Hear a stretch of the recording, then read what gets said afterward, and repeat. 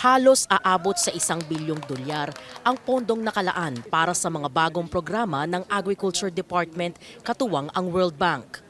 Kabilang dito ang Philippine Rural Development Project o PRDP Scale Up, Mindanao Inclusive Agriculture Development Project o MIADP, at Philippine Fisheries and Coastal Resiliency Project o FishCorp na opisyal na inulunsad ngayong araw.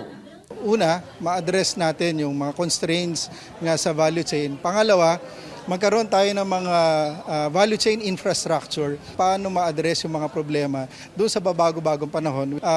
Ma-ensure din natin na yung mga problema sa logistics, problema sa distribution.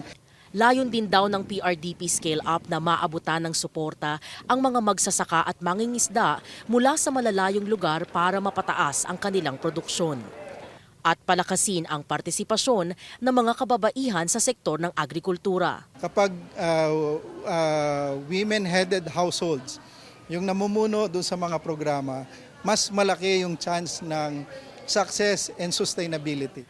Ang 6 na taong PRDP Scale Up ay ipatutupad sa 82 probinsya sa 16 na rehiyon sa bansa. Sa ilalim naman ng FishCorp Project, paiigtingin daw ang pamamahala ng mga fishery resources, partikular ng mga fisheries management areas sa 11 rehiyon at 24 na probinsya sa bansa. Meron namang sustainable agri-fishery-based economic activities sa ilalim ng programang MIADP para sa mga agriculture workers sa Mindanao, partikular ang mga indigenous people.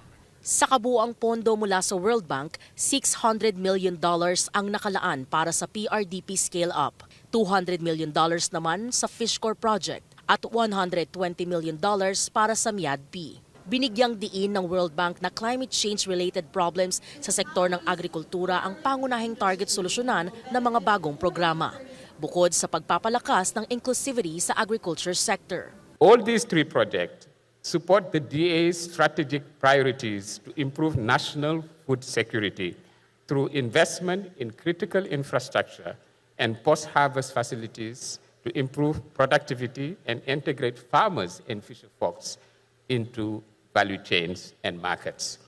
Nangako naman ang bagong upong kalihim ng kagawaran na masusing imomonitor ang pagpapatupad ng mga naturang programa. We also do our best to strengthen the trust and partnership we share with the LGUs and the private sector to expand access to technology, align local and national strategies, and create a deep and lasting impact on the lives of our farmers and fisher folks.